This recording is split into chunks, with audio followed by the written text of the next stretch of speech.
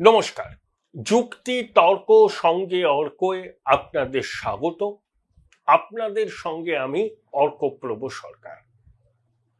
বাংলায় একটা কথা খুব প্রচলিত, জানেন, পাপ বাপকে ছাড়ে না। বহু ব্যবহারে এটা ক্লিশে হয়ে গেছে, কিন্তু একবার অন্যায় করলে, অপরাধ করলে সেই অন্যায় এবং অপরাধের প্রায়শ্চিত্ত করতে হয়, এই জীবনেই করতে হয়। কারণ সমস্ত হিসেব নিকাশ এই জীবনে শেষ করতে হয়। রাজ্যের শাসক দল 15 বছর হতে চলল, তো তারা যে সামাজিক প্রকল্পে কাজ করেনি আমি বলবো না। তাদের বেশ কিছু সামাজিক প্রকল্পের আমি সমর্থক, যেমন কন্যাশ্রী বলুন, যেমন লক্ষ্মীর ভান্ডার বলুন। কিন্তু আমি ওই চারবাকের মতো কতদিন আর ঋণ করে ঘি খাবো? চারবাক দর্শনে অনেকেই বিশ্বাস করেন, কিন্তু এটা সবসময় বাস্তবে তো প্রযোজ্য হয় না। বিশেষ করে সরকার চালাতে গেলে অনেক হিসেব নিকেশ করে চলতে। সেই কোন কালে ঠাকুর বলে গেছেন, যোগেনকে উপদেশ দিয়েছিলেন যে মাছের টাকা মাছেই খরচ করতে হবে, শাকের টাকা শাকেই খরচ করতে হবে, শাকের টাকা দিয়ে মাছ কেনা যাবে না। কিন্তু ঠাকুরের এই অমোঘ উপদেশ কে আর মনে রাখে? বিশেষ করে 13 তলা 14 তলা তো মনে রাখেই না। জুন মাসে 3 দফায় তারা বাজার থেকে 7,500 কোটি টাকা ধার করেছে। অনেকে বলছেন যে সুপ্রিম কোর্ট বলেছে না 27 জুনের মধ্যে বকেয়া ডিএর 10% দিতে হবে। তা নবান্ন হিসাব টিসাব করে দেখেছে সেটা 10,000 কোটি টাকার মতো। তাহলে কি ডিএ দেওয়ার জন্যই, সুপ্রিম কোর্টের নির্দেশকে মানার জন্যই বাজার থেকে এই টাকাটা ধার করা হলো? এখনো সদুত্তর পাওয়া যায়নি, কিন্তু ধার করা হয়েছে। 2024 মার্চ মাসে রাজ্য সরকার 6,000 কোটি টাকা ধার করেছিল। কখনো স্টেট সিকিউরিটি কে, কখনো রিজার্ভ ব্যাংক থেকে ঋণ নিয়ে, ঋণপত্র ছেড়ে ইত্যাদি ভাবে। এবার কিন্তু আরো 1,500 কোটি টাকা অতিরিক্ত তারা বাজার থেকে নিল, মানে 7,500 কোটি টাকা। বামফ্রন্ট যখন ক্ষমতাচ্যুত হয় তখন রাজ্যের ঘাড়ে দেনার পরিমাণ ছিল প্রায় 2 লক্ষ কোটি টাকা। এখন তো সেটা 4-5 গুণ বেড়ে গিয়েছে। বামফ্রন্ট 34 বছরে 2 লক্ষ কোটি টাকার দেনা চাপিয়ে দিয়েছিল রাজ্যবাসীর ঘাড়ে, আর এরা 14-15 বছরে সেটাকে 3-4 গুণ বাড়িয়ে দিল। তো যে শিশু ভূমিষ্ঠ হলো আজ রাতে, তার মাথায় হয়তো 60,000 টাকার মতো দেনা, মানে 60,000 টাকা দেনা নিয়ে একটা শিশু এই রাজ্যে ভূমিষ্ঠ হচ্ছে। কিন্তু এগুলো অন্যান্য রাজ্যেও তো ঋণ নেয়, কেরল নেয়, পাঞ্জাব নেয়। তাদের ঋণের বোঝা এতটাই রিজার্ভ ব্যাংক সতর্ক করে, এফআরএমবি অ্যাক্টকে মেনে চলার কথা বলে। এটা অন্য রাজ্যও নেয়। কিন্তু এই জমানার বিশেষত্ব হলো র্যাম্প্যান্ট করাপশন। এটা আমি প্রথম দিন থেকে বলছি। অতীতের সব রেকর্ডকে ম্লান করে দিয়েছে এই সরকারের সময়কাল দুর্নীতি নিয়ে। কোথায় দুর্নীতি নেই? শিক্ষক অশিক্ষকও তো আপনারা জানেন, যেখানে হাত দেবেন সেখানে দুর্নীতি। আজকে দেখলাম কারিগরি শিক্ষার যারা পরীক্ষা টরীক্ষা দিয়েছিল, তারা অনলাইনে যে মার্কস দেখেছে, আবার সেই মার্কশিট ডাউনলোড করার সময় যে মার্কস দেখছে, দুটোর মধ্যে প্রচুর ফারাক।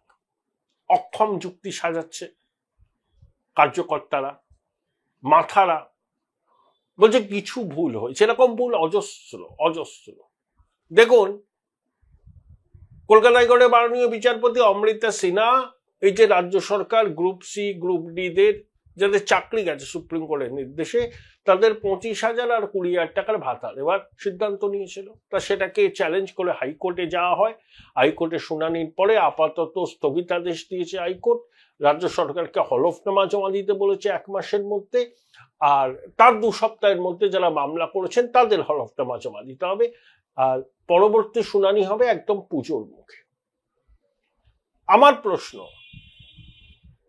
যাদের চাকরি সুপ্রিম কোর্টের নির্দেশে গেছে, যাদেরকে বেতন ফেরত দেওয়ার কথা বলেছে সুপ্রিম কোর্ট, তাদেরকে আপনি ভাতা দিচ্ছেন।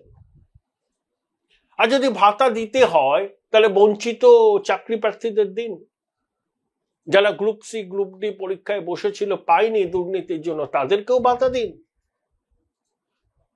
তো সংবিধান তো সমতার কথা বলেছে, আপনি একদলকে ভাতা দেবেন একদলকে ভাতা দেবেন না, এটা তো সংবিধান সম্মত নয়। আসলে রাজ্য সরকারের খেলাটা কিন্তু অন্য। রাজ্য সরকার যখন এই সিদ্ধান্ত নিয়েছিল তখন তারা জানতো এই সিদ্ধান্তকে চ্যালেঞ্জ করে আদালতের দ্বারস্থ হবে, এবং আদালত যেরকম একটা স্থগিতাদেশ দিতে পারে রাজ্য সরকারকে যারা আইন পরামর্শ দেন তারাও জানতেন। কিন্তু কেন করলো রাজ্য সরকার? একটাই কারণে, ভিকটিম কার্ড খেলবো। দেখুন, মুখ্যমন্ত্রী থেকে শুরু করে শাসক দলের ছোট বড় মেজ কুচো নেতারা, সবজান্তা মুখপাত্র, সবাই একটা কথা বলছে, এদেরকে চিনে রাখুন, এদেরকে আইডেন্টিফাই করুন, কারা ভাতা দিতে দিচ্ছে না, কারা মানুষের পাশে রাজ্য সরকার দাঁড়াতে চাইছে দিচ্ছে না। অর্থাৎ যারা মামলা করেছেন তারা গণশত্রু। রাজ্য সরকার যে র্যাম্প্যান্ট করাপশন করলো, 17 রকমের দুর্নীতির জন্য এই চাকরিটা বাতিল হলো। যেটা সুপ্রিম কোর্ট বলেছে এর দায়িত্ব রাজ্য সরকার, এসএসসি মধ্যশিক্ষা পর্ষদের। বাইরে থেকে টাকা তুলে যারা চাকরিটা বিক্রি করেছিল তারা শাসক দলের লোকজন বিভিন্ন স্তরে, তারা অপরাধ করলো, পাপ করলো, সেই পাপের ফল ভুগছে যারা চাকরি করত তারা, যারা যোগ্য ছিল তারা।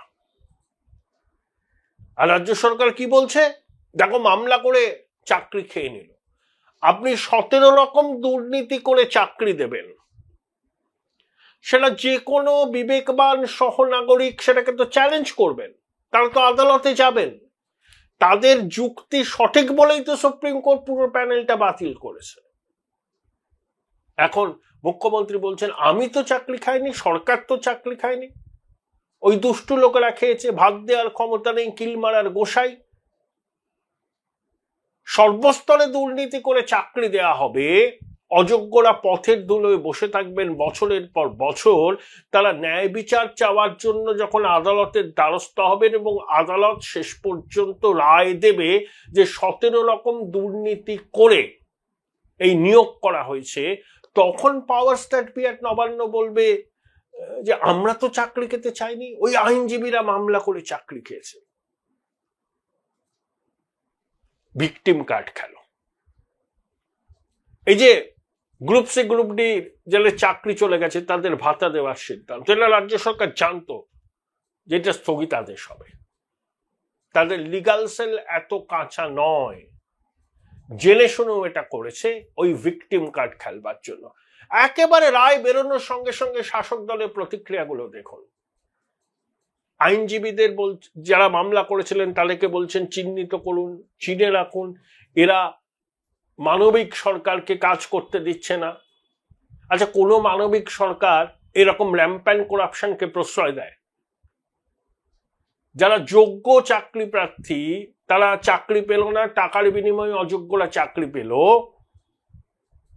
সেটাকে যখন এক্সপোজ হয়ে গেল তখন তো লজ্জা শরম কিছু পাওয়ার ব্যাপার নেই, এদের তো লজ্জা নেই। তখন উল্টে ওই আইনজীবীদের দোষারোপ করছে, কাঠগড়ায় তুলছে। ভিকটিম কার্ড খেলা এরকম কিন্তু চলবে, যত নির্বাচন আসবে দেখবেন এটাই বলবে আমরা তো চাকরি দিতে গেছিলাম, ওরা আদালতের দ্বারস্থ হয়ে সব চাকরি আটকে দিচ্ছে। এদেরকে চিনে রাখুন, মানবিক সরকার মানুষের পাশে আছে, এই তার নমুনা। আপনি যদি ভাতা দিতে চান তাহলে বঞ্চিত চাকরি প্রার্থীদেরও দিন, যারা পরীক্ষা দিয়েছিল তাদেরও দিন। সংবিধান সমতার কথা বলে, আপনি তো সমতা করছেন না। আসলে ওই বেআইনি ভাবে টাকা দিয়ে যারা চাকরি পেয়েছিল তারা যেন দুধে ভাতে থাকে সেটা নিশ্চিত করাই হচ্ছে এই 14 তলার কাজ। কারণ তারা চাকরিটা চলে গেলে তারা তো ওই টাকাগুলো ফেরত চাইবেন। তৃণমূলের যে নেতাদের তারা টাকাটা দিয়েছিলেন তাদের উপর চড়াও হয়ে তারা বলবেন তো এবার টাকাটা ফেরত দাও। তো বিধানসভা নির্বাচন এসে গেল, এরকম একটা পরিস্থিতি তৈরি হলে একটা অরাজকতার সৃষ্টি হবে। তাই যেন তেন প্রকারণে সময় কাটাও, বিধানসভা ভোটটা কাটিয়ে দাও, ততদিনে এই আন্দোলন থিতিয়ে পড়বে, তাই ভাতা দিয়ে দাও। আর যেই আদালতে বিষয়টা থমকে যাবে তখনই ভিকটিম কার্ড খেলা শুরু হয়ে যাবে। যাদের অপরাধের জন্য মানুষগুলো ভুগছে তারাই এখন শহীদ হতে চাইছে। বাহ, আশা করব পশ্চিমবঙ্গের মানুষ এগুলো বুঝবেন, যোগ্য চাকরিয়ালারা বুঝবেন, ভবিষ্যতে যারা এইসব চাকরির পরীক্ষায় বসবেন তারাও নিশ্চয়ই বুঝবেন। সদিচ্ছা নেই, ধামাচাপা দেওয়া, পাপস্খলন করা, এভাবে পাপস্খলন হয়, এগুলোতে এক্সপোজ হয়ে যাচ্ছে। আরে এ রাজ্যে একটা গাছের পাতা নড়ে না 13 তলা 14 তলার অঙ্গুলি হেলন ছাড়া, আর তারা সম্পূর্ণ অন্ধকারে রইলেন আর চাকরিগুলোকে বেচে দেওয়া হলো টাকার বিনিময়ে। এই প্রশ্ন করলে বলবেন, ও তুমি বিজেপির হয়ে বলছো, এ বাংলা বিরোধী, চক্রান্ত করছে। তাহলে পার্থ মানিক আরো কিছু আমলা এই যে টাকা তুলছিল, দালালরা টাকা তুলছিল, কাকু টাকা তুলছিল, চিনু হাজেলা টাকা তুলছিল, কেউ জানতো না, পুলিশ জানতো না, পুলিশের গোয়েন্দা দপ্তর জানতো না। যদি না জানেন তো অপরাধ, আর যদি জেনেও কিছু না করেন সেটাও অপরাধ। 17 রকম দুর্নীতিতে চাকরি হয়েছে এটা সুপ্রিম কোর্ট বলছে, তারপরে সামান্যতম লজ্জাবোধ নেই, এখন ভিকটিম কার্ড খেলার চেষ্টা হচ্ছে। এই তাই বললাম যে পাপের ঘরা পূর্ণ হয়েছে। জানি না আগামী দিনে আরো কত কেচ্ছা বেরোবে এদের। প্রতিদিনই সংবাদপত্র খুলে দেখবেন কোথাও না কোথাও দুর্নীতির অভিযোগ। মানুষ সুরাহার জন্য আদালতে যাচ্ছে, আদালতে মামলার পাহাড় জন্য, একটা জিনিস এরা সুষ্ঠুভাবে করতে পারে না। এই যে 100 দিনের কাজ চালু করার নির্দেশ দিয়েছে কলকাতা হাইকোর্টের প্রধান বিচারপতির বেঞ্চ, খুব ভালো, স্বাগত জানাই। কেন্দ্রীয় সরকারকে বলেছে তোমরা চালু করো, কিন্তু এই রাজ্যের ক্ষেত্রে কি নিয়ম হবে সেটা তোমরা ঠিক করো। বেনিফিশিয়ারিদের অ্যাকাউন্টে সরাসরি টাকা দাও, যদি এটা করতে পারে, এটা করলে খুব ভালো হয়। আবার পুরনো মেকানিজম যদি নেয়, ভোটের বাজার স্বচ্ছতা বজায় থাকবে কিনা আমার মনে সন্দেহ আছে। কেন্দ্রীয় সরকার এই রাজ্যের জন্য অন্য কোনো মেকানিজম বার করবে না, আদালত বলেই দিয়েছে। আমরা তো চাই কাজ শুরু হোক, 100 দিনে কাজ পাক মানুষ, এতদিন বন্ধ থাকবে কেন? কিন্তু একটা পয়সাও যেন এদিক ওদিক না হয় এমন মেকানিজম ইভলভ করতে হবে, সেটা কোর্টকে জানাতে হবে। আমার আপনার করের টাকা তো, এ তো খোলামকুচি নয়, দুর্বৃত্তদের পকেটে যাবে আমাদের হার্ড এন্ড মানি, সেই দুর্বৃত্তরা আমাদের টাকা লুট করে ফুলে পেঁপে উঠবে, এটা কতদিন চলতে পারে? তা রাজ্য সরকার যে ওই বেআইনি টাকাগুলো, চুরির টাকাগুলো কত উদ্ধার করছে জানি না, সেগুলোকে ফেরত দিয়েছে কেন্দ্রীয় সরকারকে, এগুলো তো জানা প্রয়োজন। পাপের ঘরা পূর্ণ হয়েছে।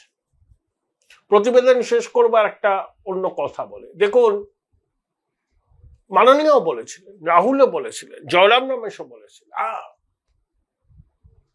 আটলান্টিকের ওপার থেকে মোদিজিকে ধমক দিল বলে নরেন্দ্র সারেন্ডার, আর তেমনি ভারত অভিযান বন্ধ করে দিল, অপারেশন সিন্দুর।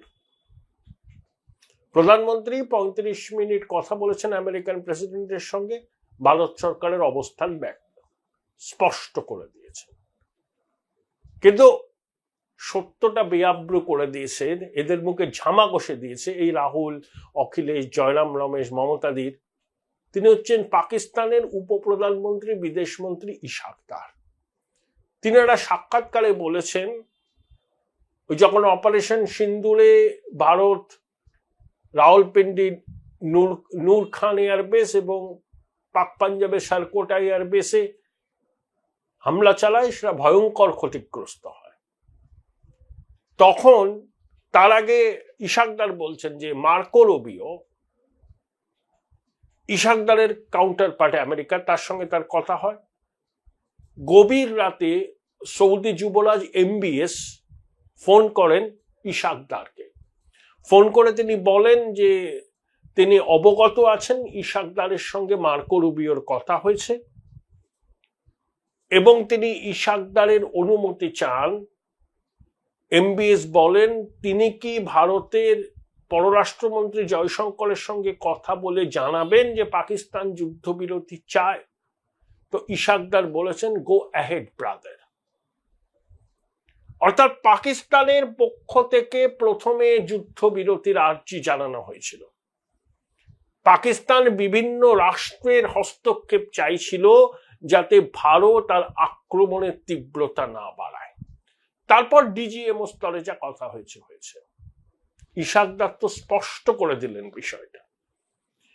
এবার অন্তত বোঝা উচিত INDIA জোটের বিশিষ্ট নেতাদের যে অকারণে আঙুল তোলা, অকারণে বিদেশ নীতি ব্যর্থ, এই সমস্ত বলার আগে 10 বার ভাবা উচিত। তাহলে তো বুঝতে পারলেন কোনটা সত্যি কোনটা মিথ্যা। দুধ কা দুধ পানি কা পানি তো হয়েই গেল। আপাতত এবার একটু মুখে লিউকোপ্লাস লাগান। Join Indian Institute of Hotel Management now. Right choice, right decision.